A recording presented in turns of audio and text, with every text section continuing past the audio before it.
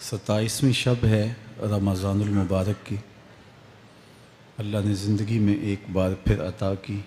اللہ ان گھڑیوں کے وسیلے سے ہمارے گناہ معاف فرما دے۔ لیلۃ القدر اپنے دامن میں اتنی رحمتیں رکھتی ہیں کہ اس امت کے سارے گناہ گاروں کی بخشش کے لیے کافی ہے۔ اس رات میں روح الامی اترتے ہیں فرشتوں کے جلو میں، جھرمٹ میں، اور اہل ایمان جو قیام میں ہوتے ہیں، قعود میں ہوتے ہیں، ذکر الہی میں ہوتے ہیں، ان سے مصافحہ کرتے ہیں۔ یہ رات کون سی ہے؟ ترکی خیمے میں چٹائی ایک سمت کر کے سر انور حضور نے باہر نکالا اور فرمایا کہ لیلۃ القدر کو آخری عشرے میں تلاش کرو۔ اور ایک روایت کے لفظ یہ ہیں کہ آخری عشرے کی تاک راتوں میں تلاش کرو۔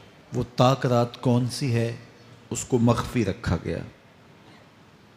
حضرت ابی بن کعب رضی اللہ تعالی عنہ صحابی رسول ہیں، فرماتے ہیں میں قسم کھاتا ہوں کہ وہ رات 27ویں شب ہے۔ حضرت بایزید بسطامی علیہ رحمہ فرماتے ہیں مجھے زندگی میں یہ رات 2 بار ملی ہے اور دونوں بار 27ویں شب ہی تھی۔ تو ہم اللہ کی بارگاہ میں امید کا دامن پھیلائے ہیں کہ یہی شب ہو اور اس کے دامن سے پھوٹتی ضیائیں ہمارے اندر کے اندھیروں کو ختم کرنے کا ذریعہ بنے۔ مجھے آپ کو اپنے معاد کی، آخرت کی فکر کرنی چاہیے۔ یہ راتیں آتی ہیں اور چلی جاتی ہیں، اور ایک وقت آئے گا کہ یہ راتیں آئیں گی اور ہم نہیں ہوں گے۔ کتنے لوگ ایسے ہیں جو پچھلے سال تھے لیکن آج نہیں ہیں، ان سے گزشتہ سالوں میں تھے، آج نہیں ہیں۔ تو اللہ ہمیں ہر سال یہ رات مبارک کرتا ہے، نصیب ہوتی ہے۔ اللہ آپ کی قسمت میں ایسی بہت ساری راتیں نصیب کرے، لیکن بہرحال ایک وقت ایسا آنے والا ہے کہ یہ راتیں تو آئیں گی لیکن ہم موجود نہیں ہوں گے۔ تو یہ جو میسر راتیں ہیں، ان کے دامن سے پھوٹتی ضیائیں ہمیں اپنے اندر سمو لینی چاہیے کہ ہم دنیا پہ نہ بھی ہوں گے تو یہاں سے جو ہم نے نور لیا ہوگا وہ قبر میں بھی چراغاں کرے۔ باطن کی روشنی، اندر کے اجالے اور روح کا چراغاں اس رات کے دامن سے لیا جا سکتا ہے۔ حضور علیہ السلام رمضان المبارک کے آخری عشرے میں کثرت کے ساتھ عبادت کرتے تھے۔ حضرت سیدہ عائشہ رضی اللہ تعالی عنہا فرماتی ہیں کہ حضور کمر بستہ ہو جاتے اور اپنا تہ بند کس کے باندھ لیتے، خود بھی جاگتے اور اہل خانہ کو بھی بیدار رکھتے۔ زندگی میں یہ ساعتیں جو ہمیں مقسوم ہوئی ہیں، یہ سعادت بری ساعتیں ہیں۔ پچھلی امتوں کے حصے میں اس طرح کے لمحات کب آئے ہیں؟ یہ ایک رات 1000 مہینے کی عبادتوں سے افضل، بہتر اور بھاری ہے۔ میرے حضور نے ارشاد فرمایا ایک بندہ صبح سے لے کے ظہر تک مزدوری کرتا ہے، اس کو ایک کی رات دیا جاتا ہے۔ ایک بندہ ظہر سے عصر تک مزدوری کرتا ہے، اس کا وقت تھوڑا ہے، اس کو بھی ایک کی رات دیا جاتا ہے۔ اور ایک شخص عصر سے لے کر مغرب تک مزدوری کرتا ہے، اس کا وقت دونوں سے کم ہے، لیکن اس کو مزدوری 2 کی رات دی جاتی ہے۔ فرمایا پہلی مثال یہود کی ہے دوسری مثال نصارہ کی ہے اور تیسری مثال میری امت کی ہے کہ تھوڑے کام پر بھی اجر زیادہ رکھا گیا ہے۔ تو اس امت کو جب اتنا نوازا گیا ہے کہ ایک ایک رات اتنی برکتوں کی حامل عطا ہوئی ہے، تو پھر ہمیں بہت زیادہ کوشش کر کے برکتیں سمیٹ لینی چاہیے۔ ان گھڑیوں کے دامن سے نکلتے اجالے اپنے اندر سمو لینے چاہیے۔ یہ سعادتیں اپنی روح میں جذب کر لینی چاہیے، تاکہ جب ہم اس دنیا سے جائیں تو ہمارے پاس ایک بہت بڑا روشنیوں کا ذخیرہ ہو، جو ہماری قبر میں بھی چراغاں کرے، حشر میں بھی روشنی دے، اور ہمیں کہیں بھی اندھیروں کا سامنا نہ کرنا پڑے، چونکہ روشنیاں تو ہم نے یہاں سے لے کے جانی ہیں۔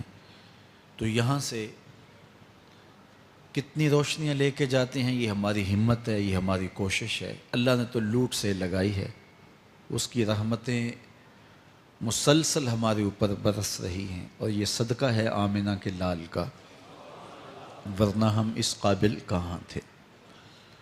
تو میں اللہ کی بارگاہ میں آپ سب کے لیے دعا گو ہوں، آپ میرے لیے دعا گو رہیں کہ اس شب نور کی برکتیں ہمیں نصیب ہوں۔ حضور نے ارشاد فرمایا، من قام لیلۃ القدر ایمانا و احتسابا غفر له ما تقدم من ذنبہ، جس نے لیلۃ القدر میں قیام کیا ایمان اور محاسبہ نفس کے ساتھ، اللہ اس کے پچھلے سارے گناہ معاف فرما دیتا ہے۔ ام المومنین سیدہ عائشہ رضی اللہ تعالیٰ عنہ فرماتی ہیں کہ میں نے عرض کی، اے اللہ کے محبوب صلی اللہ علیہ وسلم، اگر میں لیلۃ القدر کو پا لوں تو مجھے پھر کیا دعا مانگنا چاہیے؟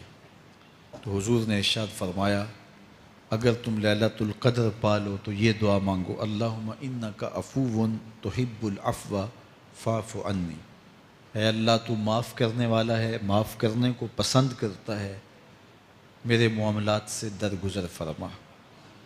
تو اللہ تعالیٰ اس رات کی برکتوں سے ہمیں اپنی پناہ میں، امان میں، حفاظتوں کے حصار میں رکھے۔ ہر سال لیلۃ القدر کے موقع پر اور شب برات کے موقع پر دور و نزدیک سے آنے والے سامعین کو کتاب اللہ سے کچھ ضروری مضامین پیش کرنے کی سعادت پاتا ہوں، چونکہ مجھے پتہ ہے کہ یہاں آنے والے لوگ بڑی دور دور سے آتے ہیں اور اپنے محلوں کو، اپنی بستیوں کو، اپنے شہروں کو چھوڑ کے یہاں پہنچتے ہیں، تو ان کا ایک لمحہ بھی ضائع نہ ہو، ان کی ایک ایک ساتھ کی قدر کی جائے، اور ان کو بامقصد باتیں جو ان کی پوری زندگی میں ان کے لیے نفع کا سبب ہوں، ان کو یہاں سے دی جائیں۔ تو قرآن مجید سے بہتر اور کیا پیغام ہو سکتا ہے؟ تو انشاءاللہ آج آپ کے سامنے کتاب اللہ سے ایک مضمون رکھوں گا۔ اللہ کتاب و سنت کے اجالوں سے ہمارے من کے سارے اندھیرے اور ظلمتیں دور کر دے۔ سورہ القیامہ میرا آج کا مضمون ہے، جو 40 آیات پر مشتمل ہے۔ سورۃ القیامہ قیامت کے اس بات اور اس کے ہولناک منظر کی عکاسی پر مشتمل ہے۔ معاد کا یقین ہماری زندگی میں نظم پیدا کرتا ہے۔ اگر کسی قوم کو احتساب کا یقین نہ ہو تو اس کی زندگی بے ربط ہو جاتی ہے، لوٹ مار کا بازار گرم کر لیتا ہے کہ مجھے کون پوچھنے والا ہے۔ لیکن جس قوم میں احتسابی عمل مضبوط ہو، وہاں لوٹ مار کا بازار گرم نہیں ہو سکتا۔ تو دنیا کے اوپر نظم قائم رکھنے کے لیے احتسابی عمل بہت ضروری ہے. دنیا بھر کے دانشور یہ بات کہتے آئے ہیں. اگر جرائم ختم کرنے ہیں تو انصاف فراہم کرنا پڑے گا. اگر عدالتیں قابل فروخت مال بن جائے، تھانے بکنے لگ جائیں، تو پھر معاشرے جرائم سے پاک نہیں رہ سکتے.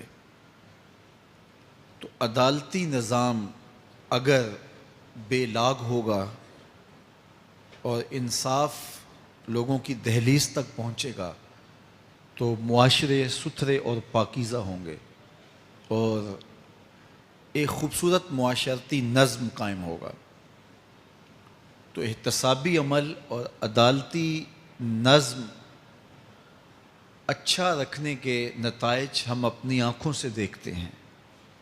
تو کیا آخرت کا احتساب ہونا ضروری نہیں، جہاں افراد کا اور قوموں کا فرد عمل پیش ہو اور پھر جزا و سزا ان کو دی جائے؟ تو اسلام نے جو معاد اور آخرت کا تصور دیا ہے، یہ فرد اور قوم کی زندگی میں ایک نظم پیدا کرتا ہے. لیکن ہر دور میں جو مجرم ہوتے ہیں، جن کا کام ہی لوٹ مار ہوتا ہے، وہ کبھی نہیں چاہتے کہ احتسابی عمل مضبوط ہو. وہ چاہیں گے کہ عدالتیں قابل فروخت جنس بن جائیں، تھانوں کی بولیاں دی جا سکیں اور انصاف کبھی بھی قائم نہ ہو. تو بے لاگ احتساب کا وہ کبھی بھی رواج نہیں پڑنے دیں گے. جو لوگ آخرت کے تصور کو جھٹلاتے ہیں، ان ساری قوموں کو دیکھ لیں جنہوں نے آخرت کو جھٹلایا. وہ قومیں ہیں جو برائی میں لت پت تھیں اور گناہوں بھری زندگی بسر کر رہی تھی. اب ایسی قومیں کبھی پسند نہیں کرتی کہ کوئی آخرت بھی ہو جس کا خوف انہیں گناہوں کی اور بدیوں کی زندگی سے نکالے، کیونکہ وہ اس زندگی سے نکلنا ہی نہیں چاہتے. تو آخرت کا وہ ڈٹ کے انکار کرتے. قریش مکہ نے بھی آخرت کا ڈٹ کے انکار کیا اور کہا کہ ہم آخرت کو نہیں مانتے. چونکہ اگر وہ آخرت کو مان لیتے ہیں تو پھر زندگی کی تمام تر مکاریاں، دجل و فریب، تلبیسات، لوٹ مار، ظلم و جبر جو کمزوروں پر وہ روا رکھے ہوئے تھے، اس کا جواز باقی نہیں رہتا تھا. تو اس لیے انہوں نے اس کا ڈٹ کے انکار کیا. قرآن مجید کی جتنی بھی مکی صورتیں ہیں ان میں آخرت کا اس بات کیا گیا ہے اور معاد کو ثابت کرنے کے لیے دلائل دیے گئے ہیں. یہ سورہ القیامہ یہ بھی سورت نزول کے اعتبار سے مکی ہے. سورت کا آغاز قسم سے کیا جا رہا ہے. لا اقسم بیوم القیامہ، روز قیامت کی قسم یاد کرتا ہوں. اللہ تعالیٰ نے قیامت کے دن کی قسم کی. ولا اقسم بالنفس اللوامہ، اور قسم ہے ملامت کرنے والے نفس کی، اس جان کی قسم جو اپنے اوپر ملامت کرے. انسان کے اندر جو نفس ہے وہ اس کو برائی کا حکم دیتا ہے. حکم دینے والے کو آمر کہتے ہیں اور اسی سے مبالغہ کا صیغہ امارہ ہے، بہت زیادہ حکم دینے والا. تو جو نفس انسان کو برائی کا حکم دیتا ہے اس کو نفس امارہ کہتے ہیں، بہت زیادہ برائی کا حکم دینے والا. لیکن اللہ تعالیٰ جل شانہ دین کی برکت سے جب نفس کی اصلاح کرتا ہے تو نفس امارہ، نفس لوامہ بن جاتا ہے، جو ملامت کرتا ہے، برائی پر بندے کو روکتا ہے۔ اندر ایک جنگ چلتی ہے، بندہ گناہ کرتا ہے لیکن اندر اس کا نفس اس کو ملامت کرتا ہے کہ تم غلط کر رہے ہو۔ تو اندر جو جنگ چل رہی ہوتی ہے، نفس ملامت کر رہا ہوتا ہے، گناہ بھی چل رہا ہوتا ہے، تمام عمر طوفان سے کھیلتے گزری، نیا کے ڈوبنے کا ڈر بھی رہا۔ تو یہ اندر جو کھینچا تانی ہے، ملامت اور گناہ، پھر توبہ بھی ہوتی ہے، پھر گناہ بھی سرزد ہو جاتے ہیں۔ تو یہ نفس لوامہ جو گناہ سے بندے کو روکتا ہے، اللہ تعالیٰ جل شانہ نے اس نفس لوامہ کی قسم کی ہے کہ مجھے قسم ہے انسان کے نفس لوامہ کی، جو اس کو برائی سے روکتا رہتا ہے اور خیر کی طرف اس کو بلاتا رہتا ہے۔ تو قیامت کی قسم کی اور نفس لوامہ کی قسم کی۔ اور جب نفس مزید ترقی کرتا ہے اور پھر اندر نیکی کی قوتیں پنپتی ہیں، تو ایک وقت آتا ہے کہ پھر انسان نیکی ہی کے ماحول میں جینا شروع کر دیتا ہے، تو پھر نفس کو اطمینان ملتا ہے۔ اس نفس کو نفس مطمئنہ کہتے ہیں۔ اور جب نفس مطمئنہ بن جائے تو قیامت کے دن اللہ تعالیٰ جل شانہ آواز دے گا کہ میرے لیے گناہوں کو چھوڑنے والے آجا، تیرا رب تیرا منتظر ہے۔ سورہ الفجر میں ارشاد فرمایا، یا ایتھا النفس المطمئنہ ارجعی الی ربک راضیۃ مرضیہ فادخلی فی عبادی وادخلی جنتی۔ اے نفس مطمئنہ، آجا، تیرا رب تیرے پہ راضی اور تو رب پہ راضی، میرے بندوں میں داخل ہو کے میری جنت میں داخل ہو جا۔ تو اللہ تعالی ہمارے نفس کو نفس مطمئنہ بنائے۔ تو نفس لوامہ بھی غنیمت ہے، جو گناہ پہ ملامت کرتا ہے۔ تو اللہ تعالیٰ جل شانہ نے قیامت کے دن کی قسم کی، تو ساتھ نفس لوامہ کی بھی قسم کی۔ قسم تو کوئی بھی کرے تو سننے والا متوجہ ہوتا ہے کہ یہ جو قسم کی جا رہی ہے تو یہ کسی عنوان کی اہمیت کو بیان کرنا مقصود ہے۔ تو پھر قسم اگر رب کرے تو پھر سمجھنے کے لیے کافی ہے کہ وہ کتنا اہم مضمون ہوگا جس پہ میرا رب ہو کے قسم کر رہا ہے۔ تو قیامت پر اللہ تعالیٰ قسم فرما رہا ہے تاکہ اس کا قسم فرمانا اہل عقل کے لیے کافی ہو کہ اس کے اس بات کے لیے اس سے بڑی کیا دلیل ہو سکتی ہے کہ میرا رب اس پہ قسم کر رہا ہے۔ اَيَحْسَبُ الْإِنسَانُ أَن لَّن نَّجْمَعَ عِظَامَهُ۔ اللہ تعالیٰ ارشاد فرماتا ہے کہ کیا آدمی یہ سمجھتا ہے کہ ہم ہرگز اس کی ہڈیاں جمع نہیں فرمائیں گے؟ یہ ایک کافر تھا، عدی بن ربیعہ، یہ مراد ہے یہاں انسان سے۔ ایک روایت کے مطابق ابو جہل بن ہشام مراد ہے۔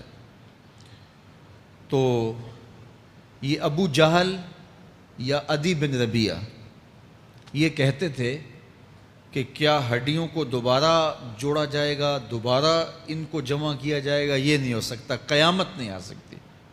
وہ کہتے تھے یہ جہاں ہے بس ختم ہو جائے گا کام تمام، لہٰذا جو عزت پانی ہے، جو لذت حاصل کرنی ہے، جو عیش و عشرت کرنی ہے، جو کچھ کرنا ہے اسی جہان میں کر لو۔ آج کل بہت سارے لوگوں کا رویہ بھی یہی ہے کہ بس ٹھیک ہے، یہ دنیا ہی سب کچھ ہے، آخرت بس ایک اعتقاد کی حد تک ذہن کے کسی گوشے میں ہے، 2 لمحوں کے لیے خیال آیا تو رک گئے، پھر اپنی وہی ڈگر کی زندگی۔ لیکن آخرت جب تیقن کی اس منزل تک پہنچ جائے، پھر انسان کے اعمال کے اندر خود بخود جو ہے وہ نظم پیدا ہو جاتا ہے کہ چونکہ میں اللہ کے حضور پیش ہونا ہے اور ایک ایک عمل کا میں نے حساب دینا ہے۔ تو آخرت کے بارے میں یقین کی کمزوری انسان کو جو ہے وہ گناہوں کی دلدل میں پھنسا دیتی ہے۔ اس لیے آخرت کا یقین یہ بہت ضروری ہے تاکہ ہماری زندگی میں نظم پیدا ہو اور ہم اللہ کے حضور جھکنے والے، اس کے شکر گزار بندے، اس کی اتباع کرنے والے بنیں۔ تو اب وہ کافر کہتے تھے ابن ربیعہ یا ابو جہل کہ یہ جو ہڈیاں ہیں ان ہڈیوں کو کیسے دوبارہ زندہ کیا جائے گا۔ نضر بن حارث ایک کافر تھا، وہ کہیں سے قبرستان سے پرانی ہڈی اٹھا لایا اور وہ اتنی بوسیدہ تھی کہ ہاتھ کے لمس سے ٹوٹ ٹوٹ کے گرتی تھی، اور حضور کے پاس آ کھڑا ہوا اور آ کے کہنے لگا کہ کیا ان ہڈیوں کو دوبارہ زندہ کیا جائے گا؟ کون ہے ان کو جو دوبارہ زندہ کرے؟ اور ساتھ ہڈی توڑتا ہے اور اس کے ریزے زمین پہ گرتے ہیں۔ تو حضور علیہ السلام نے اللہ کی جانب سے اس کا جواب دیا۔ ذرا قرآن پڑھیے، سورہ یاسین کا آخری رکوع ہے، وَضَرَبَ لَنَا مَثَلًا وَنَسِیَ خَلْقَهُ قَالَ مَن يُحْيِي الْعِظَامَ وَهِيَ رَمِيمٌ۔ اب وہ باتیں کرنے لگ گیا ہے، اس کی زبان بولنے لگی ہے، اب کہاوتیں ہمارے لیے لاتا ہے، اور کیا کہتا ہے؟ مَن يُحْيِي الْعِظَامَ وَهِيَ رَمِيمٌ، ان ہڈیوں کو کون زندہ کرے گا جبکہ اتنی بوسیدہ ہو گئی ہیں۔ تو یہ نضر بن حارث حضور کے سامنے ہڈی لایا تھا اور توڑتا تھا اور کہتا تھا یہ ہڈیاں زندہ ہوں گی، ان ہڈیوں کو دوبارہ اٹھایا جائے گا جو اتنی بوسیدہ ہو گئی ہیں کہ ہاتھوں کا لمس بھی گوارا نہیں کرتی، اس کو دوبارہ زندہ کیا جائے گا، کون زندہ کرے گا؟ جواب سنو، قُلْ يُحْيِيهَا الَّذِي أَنشَأَهَا أَوَّلَ مَرَّةٍ، اے محبوب فرما دیجئے اب تو ہڈیاں موجود ہیں، جب ہڈیاں بھی نہیں تھیں تو جس رب نے انسان بنایا ہڈیوں کو جوڑ کے نہیں بنا سکتا۔ اب تو میٹیریل موجود ہے، جب میٹیریل بھی موجود نہیں تھا۔ هل أتى على الإنسان حين من الدهر لم يكن شيئا مذكورا، انسان پر وہ وقت بھی آیا ہے جب یہ قابل ذکر چیز ہی نہیں تھا، اس کا نقشہ نہیں تھا، اس کی صورت نہیں تھی، اس کا میٹیریل نہیں تھا، اس کا مادہ نہیں تھا، لیکن جس نے حضرت انسان بنایا، پانی کی بوند سے تخلیق کیا، تو اب کیا وہ ہڈیوں کو جوڑ کر انسان نہیں بنا سکتا؟ تو یہ کفار بات کرتے تھے کہ نہیں نہیں نہیں، اتنی بوسیدہ ہڈیوں کو کیسے زندہ کیا جائے گا، یہ بات سمجھ میں نہیں آتی۔ پھر ان کے ذرے بکھر گئے، بعض انسانوں کو جانور چیڑ پھاڑ کے کھا گئے، کچھ وہ کھا گئے، کچھ ہڈیاں پڑی رہ گئیں، کچھ ان کی ہڈیاں راکھ بن کے اڑ گئیں۔ تو کیسے ہو سکتا ہے کہ ان کو دوبارہ زندہ کیا جائے، ان کے اجزاء جوڑے جائیں؟ اب یہ عدی بن ربیعہ نے بھی یہی کہا۔ اللہ ارشاد فرماتا یحسب الانسان ان نجمع عظامہ، یہ آدمی گمان کرتا ہے، کہتا ہے کیا ہڈیوں کو دوبارہ زندہ کیا جائے گا؟ اللہ فرماتا ہے کیوں نہیں، ہم اس بات پہ قادر ہیں کہ اس کے انگلیوں کے پور پور کو دوبارہ کھڑا کر دیں، اور اس کے اجزاء جو بکھرے ہوئے ہیں ان کو ہم اکٹھا کر کے دوبارہ ان کو جوڑ دیں، ہمارے لیے کوئی مشکل نہیں ہے۔ لیکن یہ اس کا خیال ہے کہ ہڈیوں کو کیسے جوڑا جائے گا، لیکن سورہ یاسین میں جو دلیل دی اس پہ کس قدر جو ہے وہ اشش کرنے کو جی چاہتا ہے۔ فرمایا کہ قُلْ يُحْيِيهَا الَّذِي أَنشَأَهَا أَوَّلَ مَرَّةٍ، یہ کہتے ہیں یہ ہڈیاں کون جوڑے گا؟ کہا جب ہڈیاں بھی نہیں تھی، جس نے ہڈیاں بنائی اس کے لیے جوڑنا کیا مشکل ہے؟ تو یہ عجیب تم نے بات کی۔ تو اللہ تعالیٰ جل شانہ قیامت کے دن ہمارے وجود دوبارہ اٹھائے گا اور اپنے حضور بندوں کو کھڑا کرے گا اور ان سے سوال پوچھے گا۔ یہ نہیں ہے کہ جو مرضی کرتے گئے، ایک آدمی نے ظلم کیا، جبر کیا، زیادتیاں کی، لوگوں کا حق لوٹا، لوگوں کا مال غصب کیا، عزتیں پامال کی، اور اتنا مؤثر تھا کہ عدالتیں وہ خرید لیتا تھا، کچہریاں وہ خرید لیتا تھا، پولیس وہ خرید لیتا تھا، کوئی سے پوچھنے والا نہیں تھا، اس کی بات چلتی تھی، اس کا فون چلتا تھا، اس کا رکا چلتا تھا، عیش و عشرت کی زندگی گزاری اور مر گیا، ہزاروں کے حق غصب کر کے، ہزاروں کا مال ہڑپ کر کے، لوگوں کی آبروئیں لوٹ کے مر گیا اور قبر میں چلا گیا، بس قصہ ختم۔ اب نہ وہ اٹھے گا نہ اس سے حساب لیا جائے گا، تو پھر انصاف کہاں گیا؟ ایک عدالت ایسی ہونی چاہیے کہ جس عدالت میں اس کو بھی پکڑا جائے اور ٹکٹکی پہ باندھا جائے کہ دنیا پر تو کسی نے تجھے پکڑا نہیں، آ اس عدالت میں تیرے خلاف سلطانی گواہ بھی موجود ہیں، اور تجھے گناہوں کا جرم کا بدلہ بھی دیا جائے گا، اور منصف جو ہے وہ انصاف کرے اور ان مظلوموں کو کھڑا کیا جائے کہ دنیا پر تو تمہاری داد رسی کسی نے کی، اس دربار میں تمہاری پوری پوری داد رسی کی جائے گی۔ عقل مانتی ہے کہ ایک ایسا دربار ہونا چاہیے، ایسا احتسابی عمل ہونا چاہیے، ایک ایسی عدالت لگنی چاہیے کہ جس کا کہیں جسے انصاف نہیں ملا اس کو وہاں جا کے انصاف ملے، اور وہ دن قیامت کا دن ہے۔ اس کا یقین زندگی میں نظم پیدا کر دیتا ہے، اور تھر تھر بدن کانپتا ہے کہ آج اگر ہم مؤثر بھی ہو جائیں اور کسی کے سامنے جواب دے نہ ہوں، لیکن ایک عدالت تو ہے جہاں ہم نے جواب دہ ہونا ہے اور اپنے ایک ایک عمل کا حساب دینا ہے۔ تو اللہ ارشاد فرماتا ہے کہ اس عدالت کے سامنے تم نے پیش ہونا ہے، تمہارے جوڑ جوڑ کو اللہ تعالیٰ دوبارہ کھڑا کرے گا اور اس کو دوبارہ تخلیق کرے گا اور پیدا کرے گا، اور تم دوبارہ کھڑے ہو جاؤ گے، اس کی حضور پیش ہوگے۔ بل یرید الانسان لیفجر امامہ، بلکہ آدمی چاہتا ہے کہ اس کی نگاہ کے سامنے بدی کرے۔ استغفر اللہ۔ یہ ایک ظالم کافر تھا، وہ حضور کی خدمت میں آیا، کہنے لگا میں نہیں مانتا قیامت آئے گی۔ حضور نے اس کو دلائل دیے، تو جب دلائل کے سامنے بے بس ہو گیا تو کہنے لگا کہ جس قیامت کی آپ بات کرتے ہیں وہ قیامت آ بھی گئی تو میں نہیں مانوں گا۔ اللہ اکبر۔ تو وہ انکار کرنے والوں کی انتہا ہوتی ہے، اور ذرا دیکھیے وہ کیا بول رہا ہے، بل یرید الانسان لیفجر امامہ۔ اس کی سرکشی دیکھیے، اس کا تمرد دیکھیے۔ وہ کہتا ہے اچھا اگر قیامت قائم ہوئی تو یہ گناہ، یہ جرم، یہ بدی، یہ بدکاریاں، یہ ظلم جو میں کرتا ہوں، یہ بدکاریاں رب کے سامنے کروں گا۔ کیسی ڈٹائی ہے، مذاق اڑاتا ہے، تمسخر اڑاتا ہے آخرت کا۔ کہتا ہے جو بدیوں کا کاروبار میں نے گرم کیا ہے، جو بدکاریاں میری زندگی کا معمول ہیں، جو دادے عیش دیتا ہوں، جو عزتوں کو پامال کرتا ہوں، جو غریبوں کے پنجے توڑتا ہوں، جو لوگوں کا حق غصب کرتا ہوں، جو برائیاں کرتا ہوں، اگر قیامت قائم بھی ہو گئی تو میں یہ سارے جرم رب کے سامنے کروں گا، پھر وہ مجھے پکڑ کے دکھائے۔ اللہ اکبر۔ یسأل ایان یوم القیامہ۔ پھر پوچھتا ہے اچھا قیامت کب آئے گی؟ یہ تمسخر کے طور پہ پوچھتا ہے، لاؤ نہ قیامت، کب آئے گی قیامت؟ میں جرم رب کے سامنے کرنا چاہتا ہوں۔ اللہ اکبر۔ اب جواب سنیے۔ اب لفظوں کا ترجمہ اس زور سے کیا ہی نہیں جا سکتا جس زور کے لفظ ہیں۔ وہ کہتا ہے قیامت کب آئے گی؟ میں تو یہ جرم رب کے سامنے کرنا چاہتا ہوں، کوئی قیامت نہیں ہے، مذاق اڑاتا ہے۔ قیامت کب آئے گی؟ آواز آئی فَإِذَا بَرِقَ الْبَصَرُ وَخَسَفَ الْقَمَرُ وَجُمِعَ الشَّمْسُ وَالْقَمَرُ۔ جب قیامت آئے گی تو آنکھیں چندھیا جائیں گے، چاند بے نور ہو جائے گا، سورج اور چاند اکٹھے ہو جائیں گے۔ یقول الانسان یومئذ این المفر۔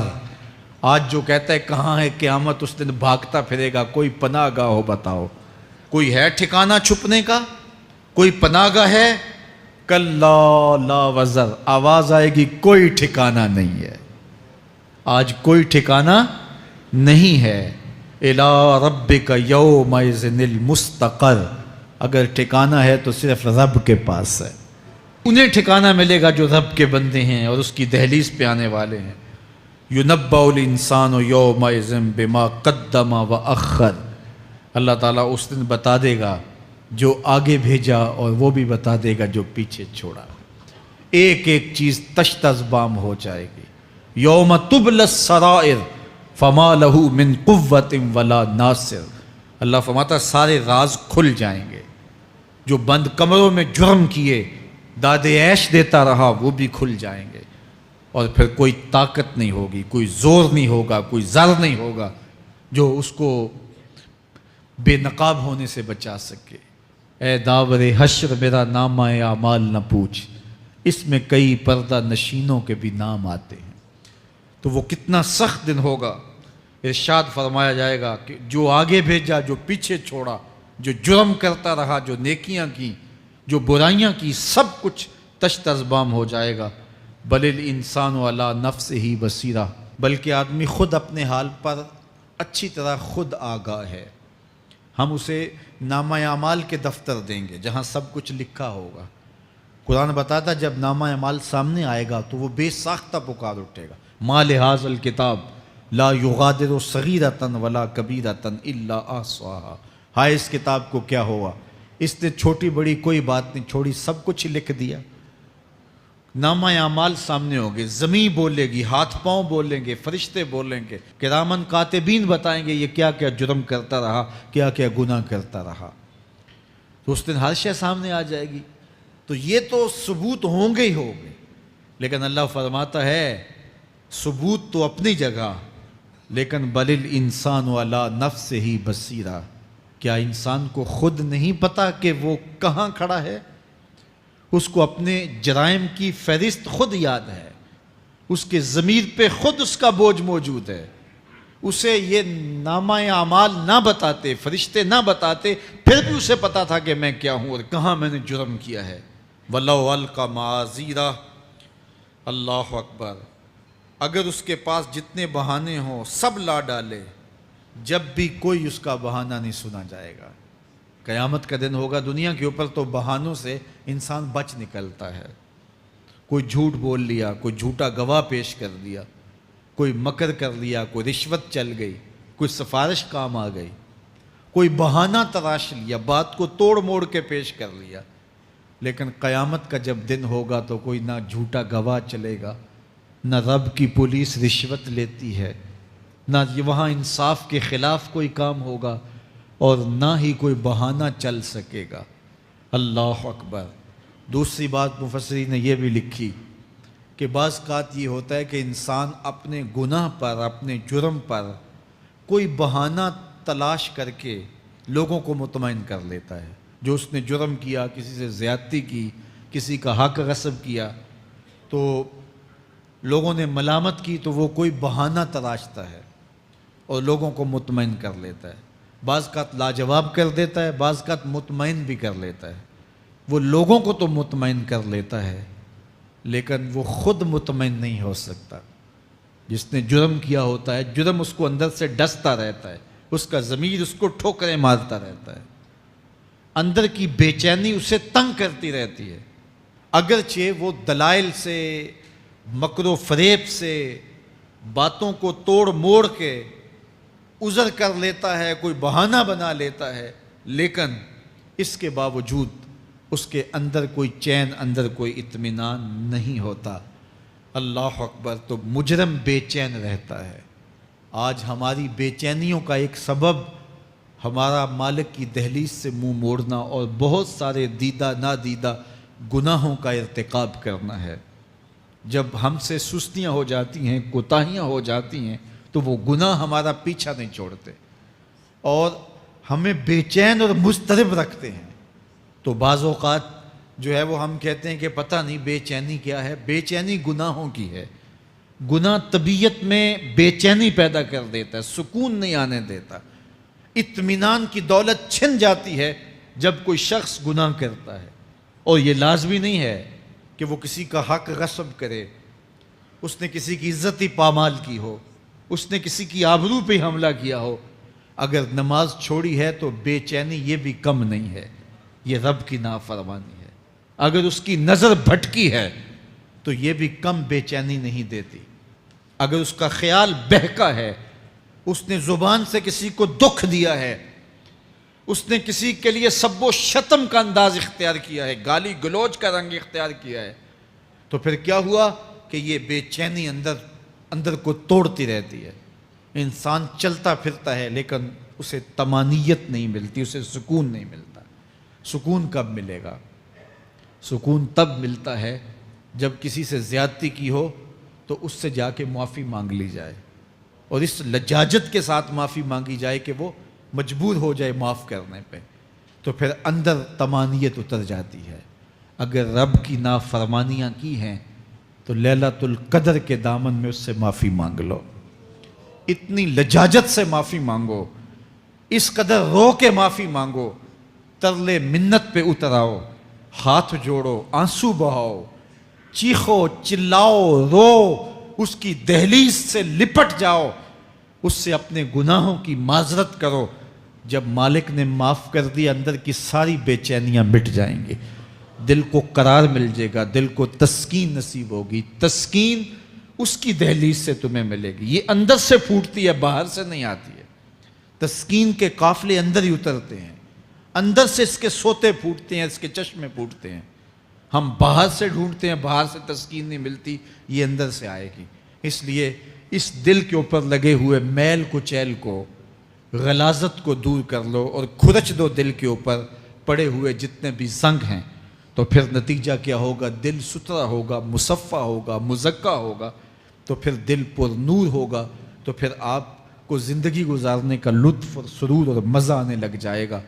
تو انسان جب دلیلیں تراشتا ہے، اس سے ایک بعض اوقات اپنے آپ کو بھی مطمئن کرنے کی کوشش کرتا ہے، اوروں کو بھی مطمئن کر لیتا ہے، لیکن حقیقت میں اطمینان نہیں ہوتا، وہ بے چینی ہوتی ہے۔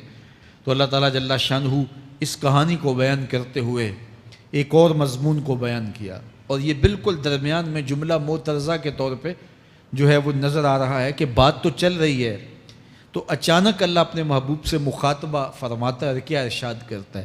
لا تحرک بہ لسانک لتعجل بہ۔ تو یہ اچانک بات کیوں آ گئی؟ اصل بات یہ تھی کہ جب وحی نازل ہوتی تو آقا کریم علیہ السلام ہمہ تن گوش ہو کے اس وحی کو سنتے، پھر اس کو محفوظ کرنے کی فکر ہوتی کہ جو میں نے سنا ہے وہ اچھی طرح مجھے یاد ہو جائے، اور پھر آقا کریم علیہ السلام کی تیسری فکر یہ ہوتی کہ اس کے جو معارف ہیں، اسرار ہیں، اور اس کے جو ثمرات ہیں، اس کی جو تفصیلات اور نکلنے والے اس کے نتائج ہیں، وہ بھی اچھی طرح جو ہے وہ میں سمجھ پاؤں۔ تو یہ تین مشقتیں بیک وقت حضور گوارا کر رہے ہوتے۔ اب قیامت کا ہولناک منظر جو پیش کیا گیا، اور پھر انسان جب اپنے رب کی نافرمانی کرتا ہے تو جو اس کا حال ہوتا ہے، تو یہ سارے مضامین کو اللہ کے محبوب سن رہے تھے۔ حضور کے قلب اطہر پر گرانی آئی، اور میرے رب کو کیسے گوارا تھا۔ جو حضور سن رہے تھے جلدی جلدی اس کو زبان پہ لانا چاہ رہے تھے تاکہ وہ اچھی طرح ازبر ہو جائے، لیکن اللہ نے محبوب کی اس مشقت کو دیکھا تو فرمایا لا تحرک بہ لسانک لتعجل بہ۔ محبوب آپ اپنی زبان کو جنبش نہ دیں، آپ جلدی کرتے ہیں تاکہ وہ جو میں نے سنا ہے وہ میری زبان پہ آ جائے۔ ان علینا جمعہ و قرآن، یہ ہمارے اوپر ہے، ہم آپ کے دل میں جمع بھی کریں گے، جو آپ کو سکھایا ہے وہ آپ کو یاد بھی رہے گا، وہ آپ بھول نہیں سکیں گے۔ فَإِذَا قَرَأْنَاهُ فَاتَّبِعْ قُرْآنَهُ، اور جب ہم پڑھ لیں تو پھر اس کے بعد آپ اس کو دہرائیں پڑھیں۔ ثُمَّ إِنَّ عَلَيْنَا بَيَانًا، پھر اس کی تفصیل بھی ہمارے ذمہ ہے، اس کا بیان بھی ہمارے ذمہ ہے۔ اس سے وہ لوگ جو حجیت حدیث کا انکار کرتے ہیں اور پھر وہ کہتے ہیں کہ نہیں بس قرآن مجید کی آیات ہی ہیں، اس کے علاوہ اور کچھ نہیں ہے، وہ من اللہ نہیں ہے، تو یہاں غور کرنا ہے۔ ثم ان علینا بیانہ فرمایا گیا، پھر ہمارے اوپر ہے اس کا بیان جو آپ کو ہم القاء کریں۔ اور آقا کریم نے فرمایا، سنن نسائی کی روایت ہے، انما اوتیت القرآن ومثلہ معہ، مجھے قرآن دیا گیا اور قرآن جتنے اور علوم بھی میرے سینے میں رکھے گئے۔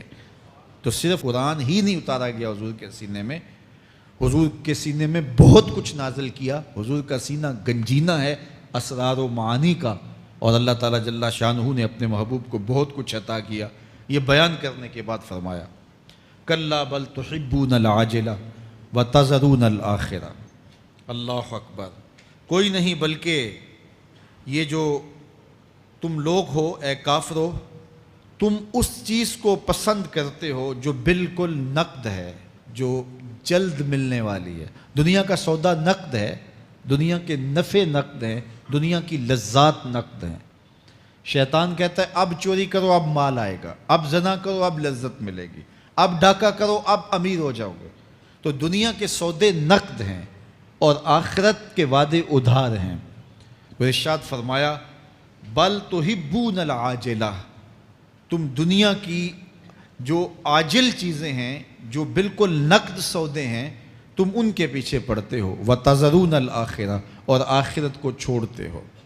دوسرے مقام پہ ارشاد فرمایا سورہ الاعلیٰ میں بل تؤثرون الحیات الدنیا والآخرۃ خیر وابقیٰ، تم دنیا کی جیتی زندگی کو ترجیح دیتے ہو، حالانکہ آخرت بہتر بھی ہے اور دائمی بھی۔ میں آپ کی توجہ چاہوں گا، آخرت بہتر بھی ہے اور دائمی بھی، لیکن تمہاری ترجیح یہ دنیا ہے جس کی آخرت کے مقابلے میں کوئی حیثیت ہی نہیں ہے۔ حضور نے ارشاد فرمایا، اگر کسی کو جنت میں ایک کوڑا رکھنے کی جگہ مل جائے، ایک ڈنڈا رکھنے کی جگہ مل جائے، دنیا و ما فیہا کی دولتوں سے وہ زیادہ قیمتی ہے۔ 7 براعظموں پہ پھیلی ہوئی کائنات، سمندروں کی تہوں میں قیمتی موتی، پہاڑوں کے دامن میں قیمتی معدنیات، مالیاتی اداروں کے پاس سرمائے، لوگوں کے پاس دولت کے انبار، یہ سارے اکٹھے کر لیے جائیں اور ان کی قیمت لگائی جائے، اور جنت میں ایک ڈنڈا رکھنے کی جگہ، ایک عصا رکھنے کی جگہ، ایک کوڑا رکھنے کی جگہ، وہ جگہ پھر بھی زیادہ قیمتی ہے۔ پراپرٹی ویلیو ہوتی ہے نا، وہ کہتے ہیں کہ دور دراز دیہات سے 10 ایکڑ فروخت کریں تو یہاں ہمارے بائی پاس پہ اگر لیں تو 1 کنال جگہ آئے گی، 10 ایکڑ فروخت کر کے یہاں 1 کنال ملے گی، اور اگر آپ مزید اس کو فروخت کر کے مزید جو ہے وہ کسی مہنگے علاقے میں چلے جائیں تو ہو سکتا ہے 2 مرلے اس 10 ایکڑ کے مقابلے میں آئیں۔ تو اس طرح مختلف جگہوں کی پراپرٹی ویلیو ہوتی ہے۔ اللہ کے محبوب جنت کی پراپرٹی ویلیو بتا رہے ہیں۔ 7 براعظموں پہ پھیلی ہوئی کائنات کو ایک پلڑے میں رکھیں، پوری دنیا کے اندر جو سرمائے ہیں، جو ماضی میں سرمائے لوگوں نے خرچ کر لیے، جو حال میں موجود ہیں، جو آنے والے ادوار میں لوگوں کے پاس آئیں گے، قارون کا خزانہ اور سرمائے سارے اکٹھے کر کے ایک پلڑے میں رکھ دیں، جنت میں ایک عصا رکھنے کی جگہ پھر بھی زیادہ قیمتی ہے۔ تو پھر دنیا کی آخرت کے مقابلے میں قیمت کیا ہوئی؟ دنیا کی جنت کے مقابلے میں ویلیو کیا ہوئی؟ اور جنت میں سب سے کم جگہ کس کو ملے گی؟ جو سب سے آخر میں جائے گا۔ ظاہر ہے سب سے کم جگہ اسی کے پاس ہوگی جو سب سے آخر میں جہنم کے دھکے کھا کھا کے، رگڑے سہ سہ کے پھر آخر میں جنت میں جائے گا۔ سب سے تھوڑی جگہ اس کے پاس ہوگی۔ حدیث پاک میں آتا ہے، بخاری میں آتا ہے، حضور نے ارشاد فرمایا کہ جب جہنم سے آخری جہنمی نکالا جائے گا تو اللہ تعالیٰ اسے پوچھے گا، بتا تیری کوئی آرزو؟ تو وہ کہے گا، مالک یہ آرزو ہے، یہ آرزو ہے، مختلف آرزوؤں بتائے گا۔ اللہ فرمائے گا، لکا ما تمنیتا، جو تو نے آرزو کی جا جا تجھے میں نے عطا کر دی، اب جنت میں چلا جا۔ تو اس کی تو توقع یہ ہوگی کہ سایہ دیوار جنت میں جگہ مل جائے تو غنیمت ہے، اور اگر جنت کے اندر جاؤں تو کوئی جھونپڑا مل جائے 2 مرلے کا تو وہ بھی کافی ہے۔ لیکن اللہ اسے کتنی جگہ دے گا؟ اللہ فرمائے گا، جا جنت میں، تیرے لیے جنت میں دنیا سے 10 گنا جگہ ہے۔ 7 بر اعظموں کو 10 سے ضرب دے تو کہا کہ دنیا سے 10 گنا جگہ تیرے لیے۔ اس کو یقین ہی نہیں آئے گا، وہ کہے گا، اتسخر وانت الملک، میرے رب تو بادشاہ ہو کے مجھ سے مذاق کر رہا ہے؟ اللہ فرمائے گا، نہیں، تیرے لیے 10 گنا جگہ ہے، اور اس کے لیے 10 گنا جگہ ہوگی جو سب سے آخر میں جنت میں جائے گا۔ میں آپ کی توجہ چاہوں گا، جو آخری جنتی ہے اس کے پاس کتنی جگہ ہوگی، کتنی پراپرٹی ہوگی؟ آج تو 2، 10، 20، 50 مربع کسی کے پاس ہوں تو وہ اتراتا ہوا چلتا ہے کہ میں اتنا بڑا ذمہ دار ہوں۔ جنت میں آخری جنتی کی جگہ کتنی ہوگی؟ دنیا سے 10 گنا جگہ۔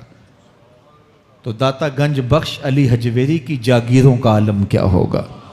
بابا فرید الدین گنج شکر کی جاگیروں کا عالم کیا ہوگا؟ پھر اصحاب رسول کی جاگیروں کا عالم کیا ہوگا؟ قیمتی کتنی جگہ کہ ایک ڈنڈا رکھنے کی جگہ مل جائے، دنیا و ما فیہا سے وہ قیمتی، اور وہ قیمتی جگہ دنیا سے 10 گنا جگہ اس کو دی جائے گی جو سب سے آخر میں جائے گا۔ تو مجھے بتائیے، اس سے بڑا بے وقوف کوئی ہے جو آخرت کو برباد کر کے دنیا کا سودا کرتا ہے؟ بل توسرون الحیات الدنیا والآخرۃ خیر وابقی، کہا آخرت بہتر بھی ہے اور دائمی بھی ہے، نہ ختم ہونے والی زندگی ہے۔ تو یہاں بھی ارشاد فرمایا، کلا بل تحبون العاجلہ وتذرون الآخرہ، تم نقد کے پیچھے دوڑتے ہو، آخرت جو ادھار ہے اس کی پرواہ نہیں کرتے ہو۔ یہ نقد تمہیں مل بھی جائے، پہلی تو بات ہے ملتی نہیں ہے، دنیا تمہارے آگے بھاگتی ہے اور تم پیچھے بھاگ رہے ہو. کچھ حصہ تمہیں مل بھی گیا تو وہ کتنے سالوں کے لیے؟ 60 سال 70 سال، یہ تو بڑی لمبی زندگی ہیں. ہمارے ہاں 45 سال ایوریج نکالی گئی ہے. 60 سال بھی کوئی جی لے، 70 سال بھی کوئی جی لے، کیا حیثیت ہے آخرت کے مقابلے میں؟ آخرت کا ایک دن یوم حشر قرآن بتاتا ہے 50,000 سال کا ہوگا. 50 سال کا نہیں، 100 سال کا نہیں، 50,000 سال کا ایک دن. پھر اس کے بعد نہ ختم ہونے والی زندگی. مینڈے کی شکل میں موت کو بھی ذبح کر دیا جائے گا. موت کو بھی موت آ گئی، اب موت نہیں ہے. نہ ختم ہونے والی زندگی. اور جو جنت میں چلا گیا سب سے آخر میں جانے والے کی یہ جائیدادیں. تو اصل زندگی تو آخرت کی زندگی ہے. کلا بل تحبون العاجلہ وتذرون الآخرہ. یہ تو ایک سودا ہے. اب اللہ تعالیٰ ایک اور چیز بتا رہا ہے، ذرا غور کیجئے. دنیا کی محبت دل میں ایسی پیدا ہو گئی کہ ہمیں سال کے بعد ماہ سیام میں مسجد میں آنا نصیب ہوتا ہے، اور ہم اپنی ہی دنیا میں مگن ہیں کہ یہی دنیا سب کچھ ہے. یہ کائنات بھی دیکھو، میرا رب بیان کر رہا ہے وجوہ یومئذ ناظرہ الی ربہا ناظرہ. وہ دن جب آئے گا تو جب بندے اس کے حضور حاضر ہوں گے جنہوں نے اپنی زندگی حزم و احتیاط سے گزاری ہوگی، رب کی اتباع میں، فرما برداری میں، اس کے حکموں کو پورے کرتے بسر کی ہوگی، پھر ان کو صلہ کیا ہوگا؟ اللہ فرمایا کچھ چہرے ہوں گے جو تر و تازہ ہوں گے، کھل کے گلاب ہو جائیں گے. چہرے منور اور تابہ ہوں گے. یہ اتنے کھلے کیوں ہوں گے؟ چہرے گلاب کیوں ہوں گے؟ الی ربہا ناظرہ، اس لیے کہ رب کا دیدار نصیب ہوگا. رب کا دیدار نصیب ہوگا تو چہرے کھل جائیں گے اور چہرے شگفتہ ہو جائیں گے، چہرے تر و تازہ ہو جائیں گے. یار کوئی پرانا دوست مل جائے اور آپ سخت صدمے کے ماحول میں ہوں تو اچانک اسے دیکھ لیں تو آپ کا چہرہ کھل جاتا ہے اور آپ کا چہرہ گلاب بن جاتا ہے. تو پھر کیا منظر ہوگا؟ دنیا کے تھکے ہوئے لوگ، جنگوں کے ستائے ہوئے لوگ، بدر، احد، حنین اور کربلا کی سختیاں گوارا کیے ہوئے لوگ، تہجد کے اندر لمبا قیام کر کے راتوں کی تنہائیوں کے تھکے ہوئے لوگ، حلال کھایا حرام نہیں کھایا اور دنیا سے پیچھے رہ گئے، دنیا آگے چلی گئی اور یہ حلال کی تلاش میں بظاہر پیچھے رہ گئے. گھر والے بھی تانے دیتے ہیں کہ تم تو پیچھے رہ گئے، دنیا کہاں چلی گئی، تمہارے رشتہ دار کہاں چلے گئے. تانے اور تانوں تشنی کے برستے تیر سہے ساری زندگی گزار دی. دکھوں کے مارے ہوئے یہ شخص جب قیامت کے دن اپنے رب کے حضور جائیں گے تو اللہ رخ انور سے نقاب ہٹا دے گا. پھر کیا ہوگا؟ اللہ کا دیدار ہوگا تو یہ چہرے کھل جائیں گے، ساری تھکن اتر جائے گی، جنم جنم کی ساری تھکن اتر جائے گی اور چہرے شگفتہ گلاب بن جائیں گے. اللہ فرمائے گا دیکھو ان کے چہرے کیسے کھلے ہوئے. وجوہ یومئذ ناظرہ الی ربہا ناظرہ. یہ تو خوش نصیب لوگوں کے چہرے ہیں. ووجوہ یومئذ باسرہ. اور پھر اس دن کچھ منہ بگڑے ہوئے ہوں گے. کیسے بگڑے ہوں گے؟ پاؤں میں درد ہو تو چہرے پر بگاڑ ہوتا ہے، پیٹ میں درد ہو تو چہرہ اچھا دکھائی نہیں دیتا، کان میں درد ہو، آنکھ میں درد ہو، سر میں درد ہو تو چہرہ بگڑ جاتا ہے. اور ان کے چہرے اتنے بگڑے ہوں گے، کوئی آنے والا خوف طاری ہو تو چہرے بگڑ جاتے ہیں. اور انسان کے چہرے کی ہوائیاں اڑی ہوتی ہیں، اب ان کے چہروں کی ہوائیاں اڑی ہوں گی. کیوں؟ قرآن بتاتا ہے تظن ان یفعل بہا فاقرہ. یہ ڈر رہے ہوں گے کہ ہمارے ساتھ اب جو سلوک ہونے والا ہے وہ کمر کی ہڈی توڑ دے گا.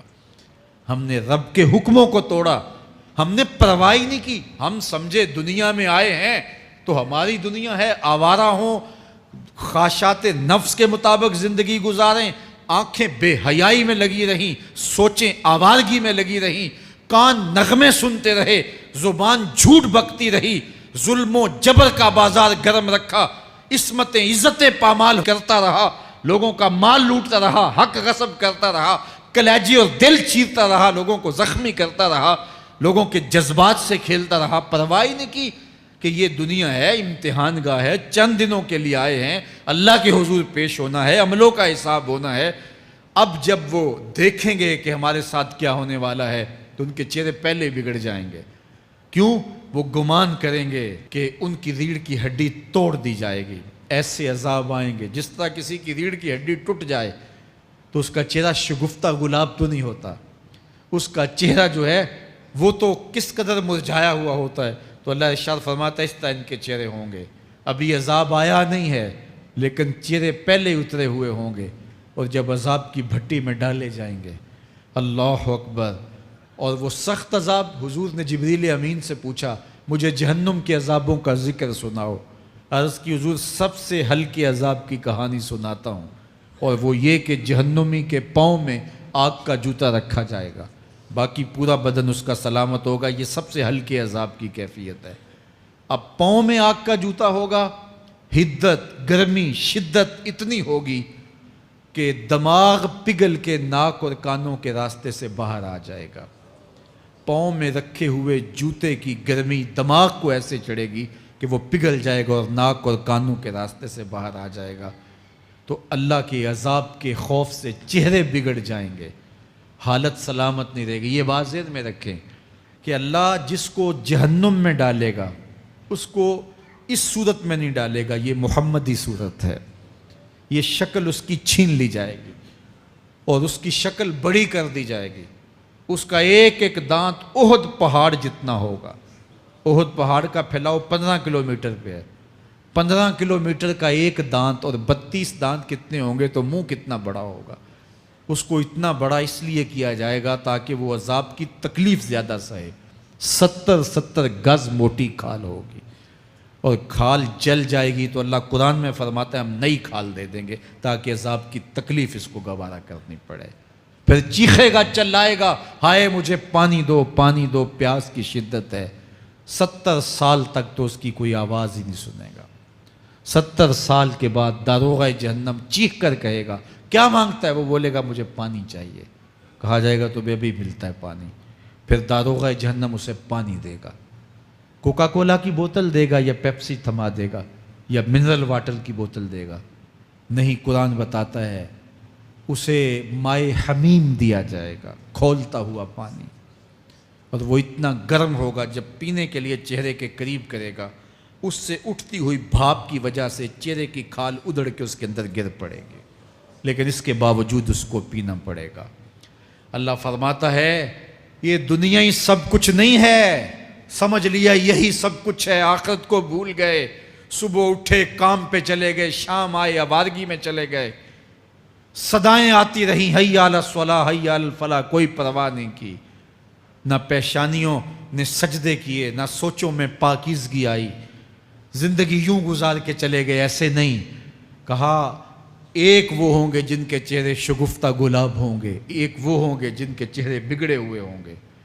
اللہ اکبر، کلا اذا بلغت التراقی، یہ تو قیامت کا منظر ہے نا، قیامت سے قبل بھی ایک منظر ہے، اللہ اس منظر کو بھی بیان کر رہا ہے۔ کلا اذا بلغت التراقی، ہاں جب جان گلے کو پہنچ جائے گی، اے انسان تیرے اوپر وہ گھڑی بھی آنے والی ہے، وہ وقت بھی آنے والا ہے جب سانس اس ہنسلی میں اٹک جائے گا، جب سینے سے بھی سانس اوپر چلی گئی، اب ڈاکٹر بھی لا علاج قرار دے رہے ہیں کہ اب علاج نہیں رہا ہے، جان بس اب نکلنا چاہ رہی ہے، اور کہا جائے گا کوئی جھاڑ پھونک والا بلاؤ، اب ڈاکٹروں نے تو جواب دے دیا، اب سانس اٹک گئی گلے میں، چند لمحوں کی مہمان ہے، اب ڈاکٹروں نے کہا اب ہماری جانب سے لا علاج ہو گیا، اب لے جاؤ اس کو گھر یا وینٹیلیٹر پہ ڈال دیتے ہیں اس کو، بس اب ہماری جانب سے کوئی اس کا علاج نہیں ہے۔ اب گھر والے روتے ہیں، کہتے ہیں کوئی جھاڑ پھونک والا لاؤ، کوئی دم والا لاؤ، شاید وہ کوئی دم کرے تو اس کی جان میں جان آ جائے، ڈاکٹروں نے تو لا علاج قرار دے دیا۔ وَظَنَّ عَنَّهُ الْفِرَاقُ، اللہ فرماتا ہے یہ تو جھاڑ پھونک والے کو ڈھونڈ رہے ہیں، لیکن جس کی سانس یہاں اٹکی ہے وہ سمجھ گیا ہے اب موت آ گئی ہے، اس کو یقین ہو گیا ہے کہ اب موت کے لمحے آ گئے ہیں، اب میں بچ نہیں پاؤں گا، اب آنکھیں تاڑے لگی ہوئی ہیں، वल्तफ़त इस्साक़ बिस्साक़, पिंडली पे पिंडली चढ़ रही है। जब मौत आ जाती है तो फिर पिंडली से पिंडली लिपट जाती है, उसको फिर जुदा करते हैं और जुदा करके दोनों अंगूठे बांध देते हैं ताकि पिंडली के ऊपर पिंडली न चढ़े।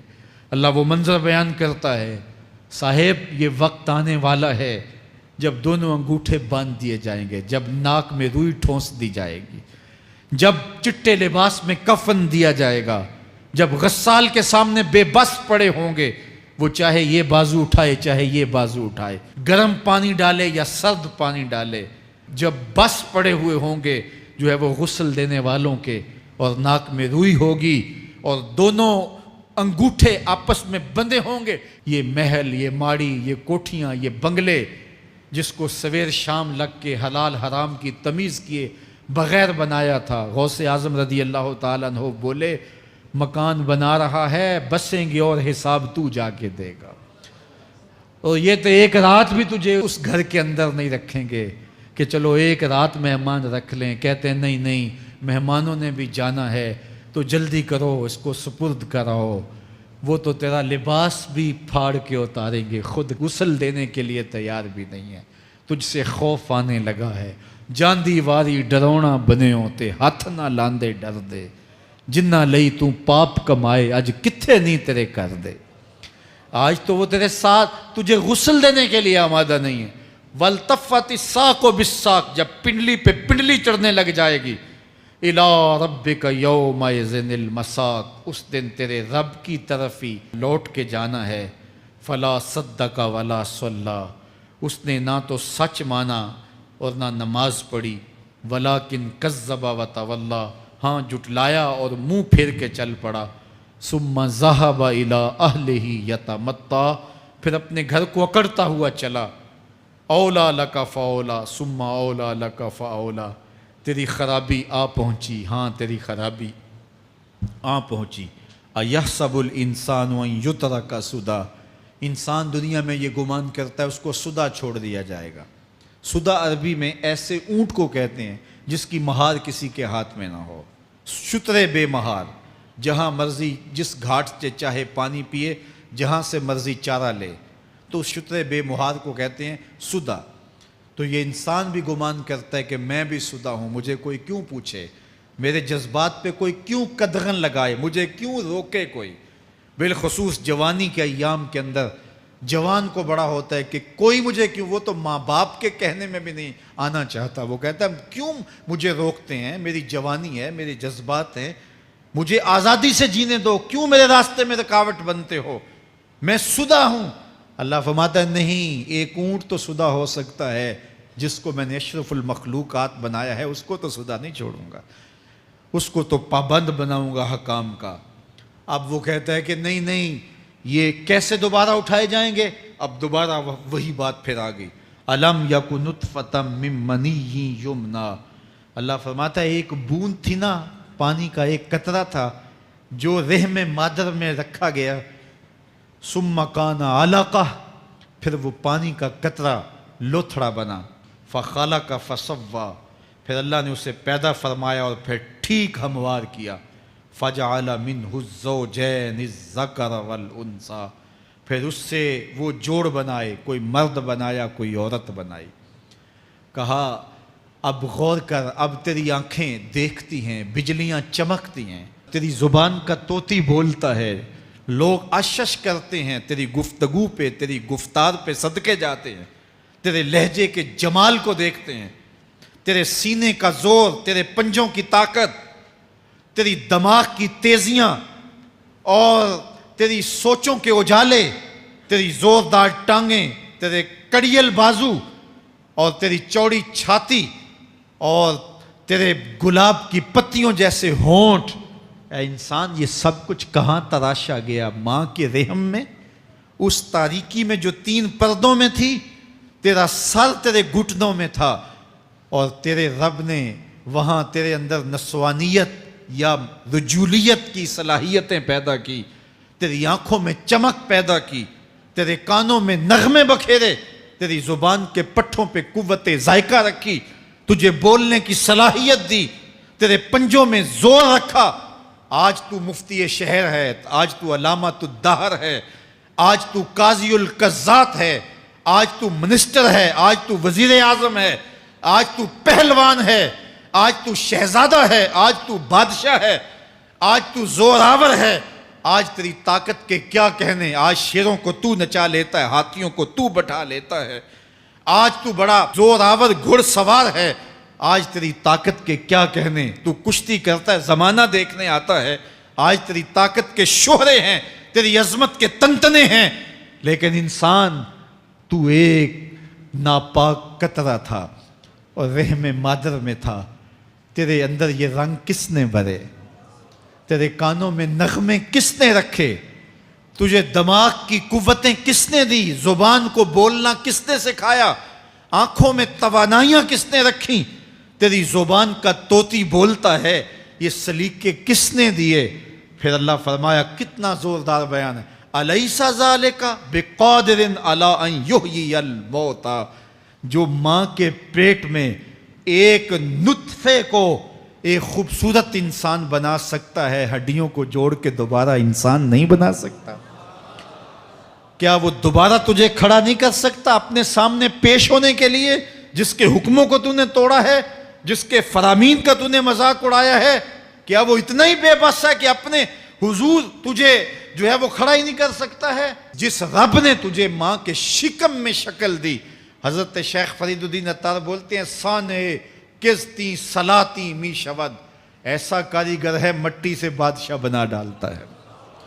اس نے مٹی سے دارا و سکندر بنائے، اس نے مٹی سے جو ہے وہ رستم و سہراب بنائے، اس نے مٹی سے کیا کیا بنا دیا، جو مٹی سے بادشاہ بنا سکتا ہے، جو نطفہ رحم مادر سے جو ہے وہ شکل اور صورت اور رنگ اور جمال بنا دیتا ہے۔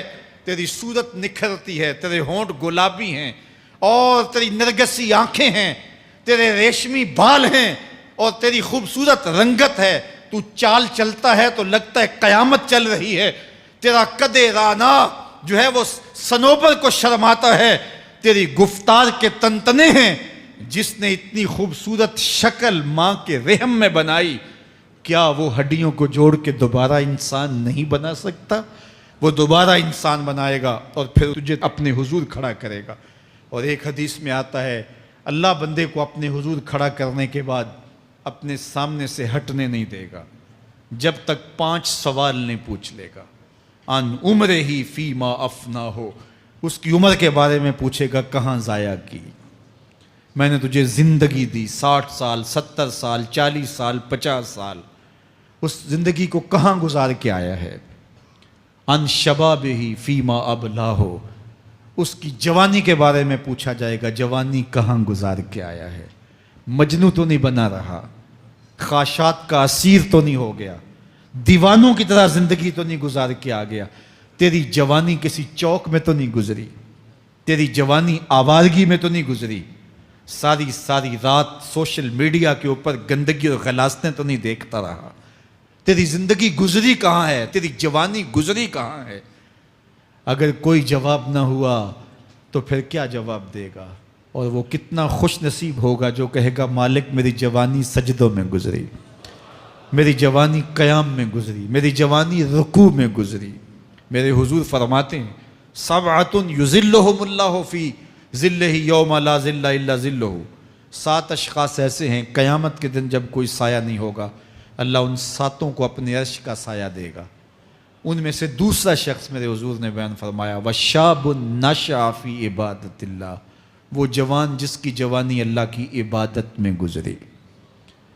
جوانوں، اپنی زندگی کو مالک کی دہلیز پہ لے آؤ۔ جوانی وہی ہے جو مالک کی چوکھٹ پہ گزرے۔ اپنے دل کا تعلق جوڑو، عشق کرنا ہے تو پھر آمنہ کے لال سے کرو، محبت کا رشتہ ان سے جوڑو، تعلق کا ربط ان سے قائم کرو، جوانی کو دین کی راہ پہ ڈالو۔ اللہ اکبر، سنو میرے حضور کا فرمان، انا حبیب اللہ، میں اللہ کا حبیب ہوں۔ پھر فرمایا، الشاب التائب حبیب اللہ، جو جوان جوانی میں توبہ کرے وہ بھی اللہ کا حبیب ہے۔ آؤ اللہ کے حبیب بن جاؤ، اللہ کے حبیب بن جاؤ، اللہ کے حبیب بن جاؤ، اللہ کے محبوب بن جاؤ۔ لیلۃ القدر کی گھڑیاں ہیں، رات کا پچھلا پہر ہے، اللہ کے حضور یہ عہد کر کے اٹھو، مالک جو زندگی گزر گئی، آئندہ جوانی کا ایک ایک لمحہ تیرے لیے گزرے گا، جیوں گا تو تیرے لیے، مروں گا تو تیرے لیے، میری ایک ایک سانس تیرے نام وقف ہوئی، میری زندگی کی ایک ایک ساتھ تیرے نام وقف ہوئی، میں اپنا سب کچھ تیرے لیے پیش کرتا ہوں، میری زندگی کا مالک بھی تو ہے، میری موت و حیات کا خالق اور مالک بھی تو ہے، یہ زندگی تو نے دی، تیری امانت ہے، تیرے حضور ہی پیش کرتا ہوں، اور لیلۃ القدر کی گھڑیوں میں اس عزم کے ساتھ گھروں کو لوٹو کہ اللہ میری زندگی کا ایک ایک لمحہ تیرے نام ہوا، آنے والے موسم تیرے نام ہوئے، میری جوانی تیرے نام ہوئی، میرے آنسو تیرے نام ہوئے، میری پیشانی تیرے نام ہوئی، میرے دل کی دھڑکن تیرے نام ہوئی، میری صلاحیتیں تیرے نام ہوئی، میری زبان بولے گی تو تیری تسبیح بولے گی، تیرے ذکر کے ترانے پڑے گی، میرے کان سنیں گے تو قرآن کے نغمے سنیں گے، میری آنکھیں دیکھیں گی تو مالک تیری قدرت کی نشانیاں دیکھیں گی، تیرے رسول کا روضہ دیکھیں گی، تیرا کعبہ دیکھیں گی، مالک میری زبان سچائی کے نور سے مالا مال ہوگی اور میں ساری زندگی تیرے نام کرتا ہوں، اور جب آپ اپنی ساری زندگی اللہ کے نام کر دیں گے تو پھر وہ پوری کائنات تمہارے نام کر دے گا، کی محمد سے وفا تو نے تو ہم تیرے ہیں، یہ جہاں چیز ہے کیا لوح و قلم تیرے ہیں۔ اللہ آپ سب کو اپنی پناہ میں، امان میں اور حفاظتوں کے حصار میں رکھے۔ سونے کی آمد